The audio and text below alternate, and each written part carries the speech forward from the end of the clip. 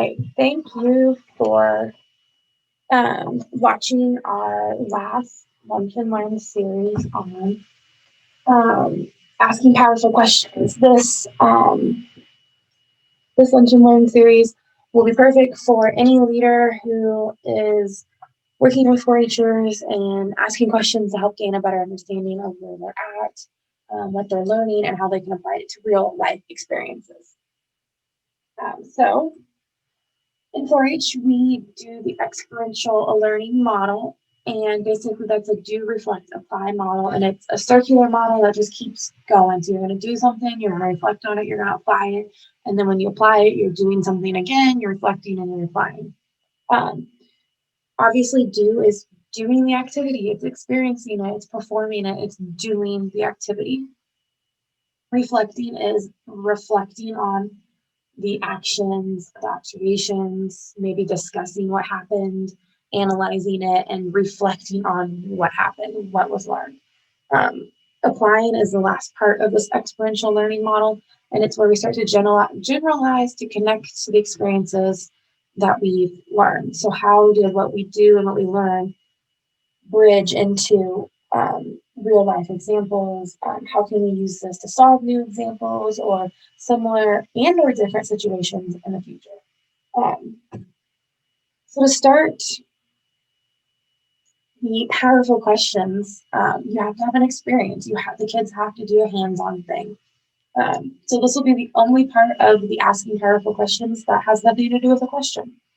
This is the part where kids do the activity, they do the business meeting, they do the project meeting, they do the hands-on activity. They're allowed to experiment. They're allowed to follow their interests, their passions. And then my question for leaders is, do we sit on our hands enough though? Do we just give them a project, let them do it, let them experience and learn? Or do we find ourselves kind of watching and being like, maybe we shouldn't do that. Let's do it this way. We need to look at it this way. Or have you thought about it this way? Or do we sit back and let them experience it all and generalize and reflect and figure it out themselves? I know it's hard for me to sit back and do that. So I assume it's hard for other people too. But my goal, my challenge to you is to sit on your hands a little bit more, to allow the kids to experience the activity so they can reflect and apply the activity in their future. So when we get to the powerful questions, we get to 4 general areas of questions. We start with the share and we work to apply. Each one dives deeper and deeper into a more deeper connection to real world experiences, deeper connection onto what the youth is learning. So we start with share. And when we share, we're going to describe what happens. Very basic, very much of like, what did you do? Where did you go? What was the goal for your project when you began? Tell me about the most favorite thing. How did you feel? What was easiest? What surprised you? What did you learn about yourself? So these are some questions on the slide that are example questions. But basically, it's just to get the kid to start sharing about what happened. Then when we dive into the process questions, we are identifying common themes. We want to discover what was most important, and we want to kind of hone in on what that life skill was. So questions could be like, what did you learn about yourself by doing this project? What did you learn about decision making? What are some of the common themes or thoughts you had? What would you do if fill in the blank? How did others help you? What was challenging? Life skills that you learned or practiced. So again, here's some sample questions. But this is where we start to really figure out what that life skill is that they learned. Then when we jump into the generalized process questions, it's the so what. So what? You figured out what the life skill is. Now, how do we transition it from the project skill to an actual real life situation? So some of the questions might be, what were the key points? Have you faced similar challenges in your life? How would you describe your skill at fill in the blank? What advice would you give to somebody who was going to do the same thing or they're wanting to learn about this life skill? Or, do we have plenty of information before making this decision? And why is it important to have that? So we're starting to get them to generalize, take from the project, and start to figure out how can I use this in other groups in real life with other people, with adults, with other kids? How can I use that? And the final one is apply. It's the what's next. What action steps are you going to take? How are you going to use this skill? Um, so it's rather than focusing on the skill, and or rather you focus solely on the skill rather than the subject matter. So this is questions that look like, what did you learn about yourself, or what did you learn about others? How will you act differently in the future? What qualities do you think are important in a leader? These are very open-ended questions that are the answers are usually detailed. They're deep. They get the kid to think more about than just sharing what happened. Um, with our older kids, you might be able to start more at the apply questions, but with our younger and our middle age kids and 4-H, you might have to start at the share questions and work your way to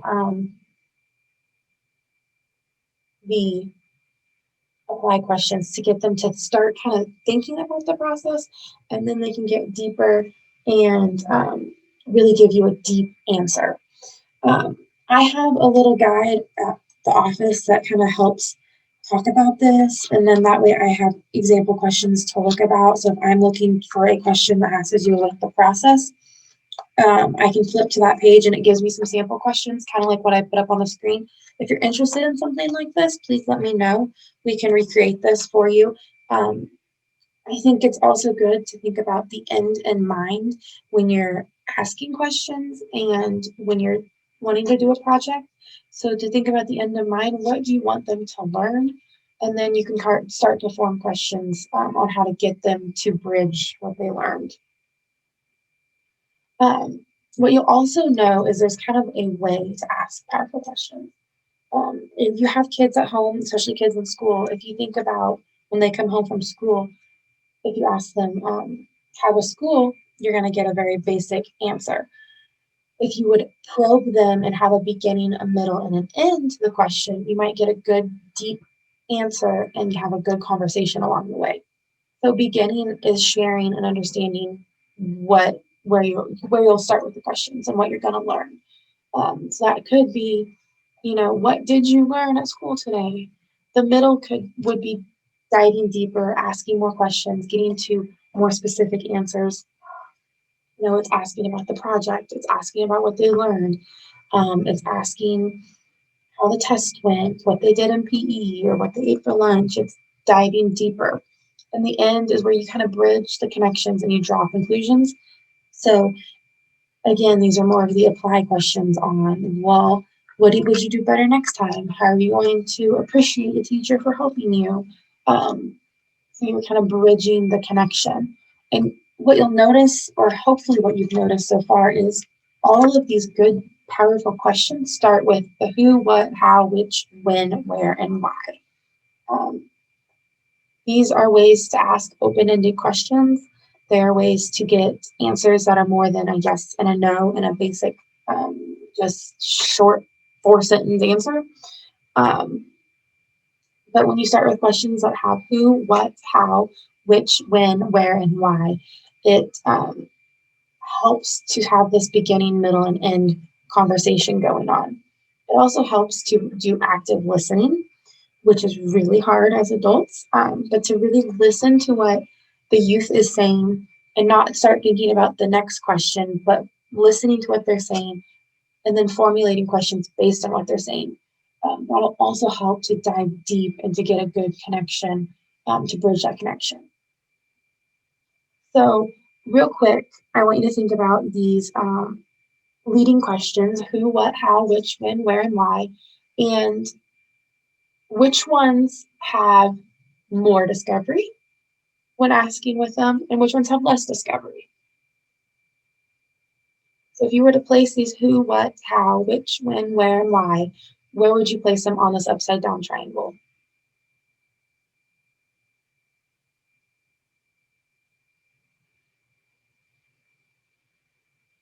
So, for example, what might could be considered less discovery because you might be asking a more direct question and it's a direct answer. It's not an open-ended question, whereas why could be more discovery because it's maybe more of an open-ended question. You know, why is this project important to your life versus a question that starts with like, what did you learn while doing this project? However, I would argue that all of these can ebb and flow into the more and less discovery, depending on how you word the question and what you ask. You can ask a what question that would give lots of discovery if it's more like, what did this project mean to your everyday life versus what did you do? So by phrasing the question, we want to get to the top of that upside down triangle with more discovery. You might have to start with what did you do with the less discovery to lead to the what did the project mean to your everyday life? But it's asking these who, what, how, which, when, where, and whys to help you determine and move youth's answers into the more discovery option to get a more um, powerful answer and bridge that connection from just doing a project to real world examples, which is what we want in 4-H. We want kids to take these examples, these real world issues and areas, and to try them out in a safe environment and then learn from them and apply them in the real world when they're older 4-Hers and when they're 4-H alumni and then when they're, you know, adults in the workforce. We want to equip them with the skills to help them later in life. And so by asking powerful questions, you can help them work through this do, reflect, apply aspect. So my homework for you, which you're not going to turn in, no worries, but I want you to, as a leader, to plan an activity in your next meeting. So if you're a club leader, plan an activity in a club meeting. It can be a very much experimental activity, or it can just be, you know, the next activity that you do, just plan on it.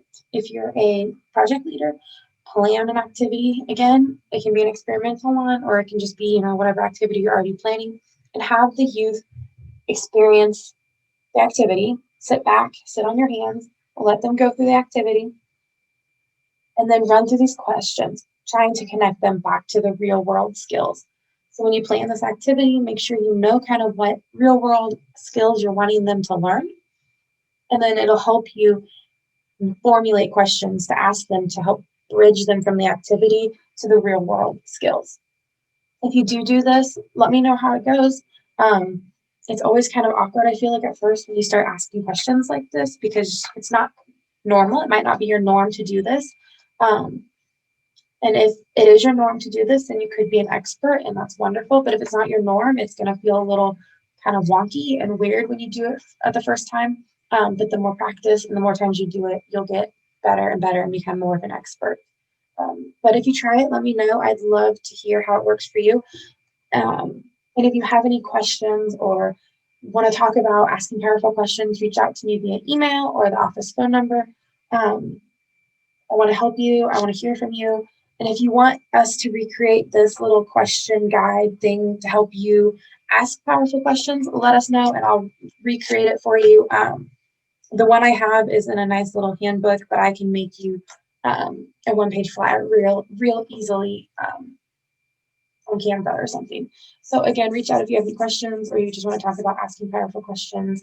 And I appreciate you watching this. Thank you.